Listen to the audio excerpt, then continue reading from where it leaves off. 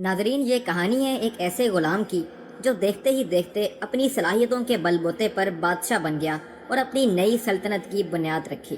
سلطان بیبرس کا پورا نام الملک الظاہر رکن الدین بیبرس تھا۔ وہ بلیک سی کے ملحقہ ترک علاقے میں پیدا ہوا تھا۔ 1242 میں منگولوں نے ترکوں پر حملہ کر دیا۔ اس حملے کے نتیجے میں ترکوں کے کافی تعداد میں افراد غلام بنا لیے گئے اور ان غلاموں میں بیبرس بھی شامل تھا۔ بعد ازاں مصر اور شام کے سلطان الصالح نجم الدین ایوب نے بیبرس کو خرید لیا اور اسے دریائے نیل کے کنارے فوجی تربیت کے لیے بھیج دیا گیا۔ بیبرس کو فوجی مشقوں میں بہت دلچسپی تھی اور دیکھتے ہی دیکھتے اس نے اپنے اتالیق اور فوج کی ہائی کمانڈ کو اپنی صلاحیتوں سے متاثر کر لیا۔ فوجی تعلیم و تربیت مکمل ہونے کے بعد اسے سلطان کے ذاتی محافظوں کا کمانڈر مقرر کر دیا گیا۔ 1249 میں فرانسیسی بادشاہ لوئس نہم نے 7ویں صلیبی جنگ کی تیاری کی اور مصر پر حملہ کر دیا۔ مصر کی بندرگاہ کو تباہ کرنے کے بعد صلیبیوں نے قاہرہ کا رخ کیا۔ وہاں پر جنگ المنصورہ چھڑ گئی جس میں صلیبیوں اور ایوبی سلطنت کی فوجیں آمنے سامنے تھیں۔ ایوبی فوج کا سربراہ بیبرس تھا۔ اس نے اپنی کمال جنگی مہارت سے نہ صرف صلیبیوں کو شکست دی بلکہ انہیں میدان چھوڑ کر بھاگنے پر مجبور کر دیا۔ فوجی کمانڈر کی حیثیت سے بیبرس کی یہ پہلی شاندار کامیابی تھی۔ ایوبی سلطنت میں سلطان الصالح ایوب آخری سلطان تھا جس کی طاقت کا جادو سر چڑھ کر بولتا تھا اور اس نے اپنی طاقت کے بدولت ہی بیک وقت مصر اور شام میں اپنی حکومت قائم کی۔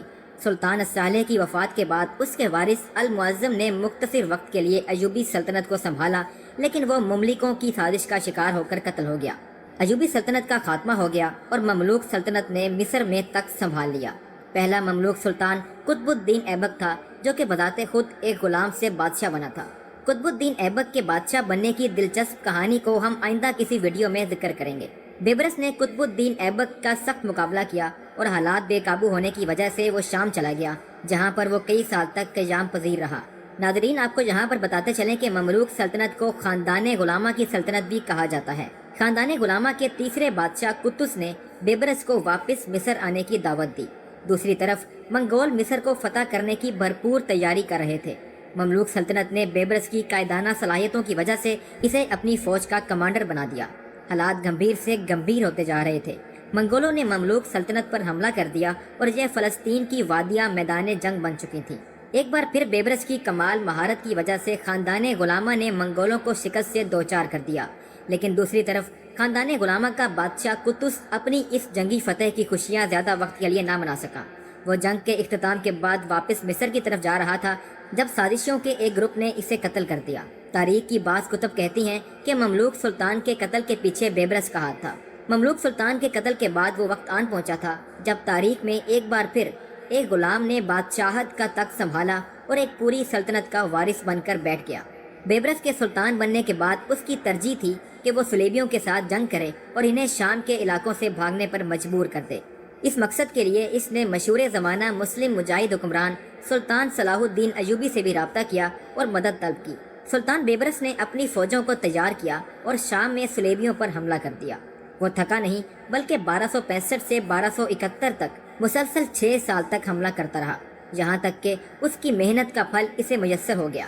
صلیبیوں کے سارے گروہوں ارسف، جفا اور انٹیاش نے سلطان بیبرس کے آگے گھٹنے ٹیک دیے۔ صلیبیوں کے خلاف جنگوں کے علاوہ بیبرس نے منگولوں، آرمینیا کے عیسائی، نوبیا کے خلاف اور دیگر مہمات میں پیش رہا۔ سلطان بیبرس کو منگولوں اور صلیبیوں کے خلاف اپنی ملٹری لیڈرشپ اور طاقت کی وجہ سے یاد کیا جاتا ہے۔ اسے اس کی سفارت خانہ صلاحیتوں کی وجہ سے مملوک سلطنت کا مشہور ترین حکمران بھی سمجھا جاتا ہے۔ بیبرس سلطنت مملوک کا چوتھا سلطان تھا جس کی بادشاہت کی حدیں مصر اور شام کو کور کرتی تھیں۔ اسے بحری سلطنت کا بانی تصور کیا جاتا ہے۔ اگرچہ بیبرس نے اپنے آپ کو ایک فوجی کمانڈر کے طور پر دنیا کے سامنے منوایا، لیکن اس کے ساتھ ساتھ وہ سفارت کاری میں بھی کمال مہارت رکھتا تھا۔ مثال کے طور پر اس نے بازنطینیوں کے ساتھ برادرانہ تعلقات قائم کر لیے تھے۔ مصر اور دیگر ممالک کے ساتھ معاشی اور تجارتی سرگرمیاں قائم کر لی تھیں۔ اس کے علاوہ وہ علاقائی مسائل کو سلجھانے میں بھی مہارت رکھتا تھا۔ اس نے قاہرہ اور دمشق کے درمیان پوسٹل سروس شروع کی۔ اس نے 4 مختلف اسلامک نظریات کے حامل چیف جسٹس صاحبان تعینات کیے، غلہ کی سٹوریج کے لیے گودام بنوائے، پانی کی ضروریات کو پورا کرنے کے لیے نہریں کھدوائیں۔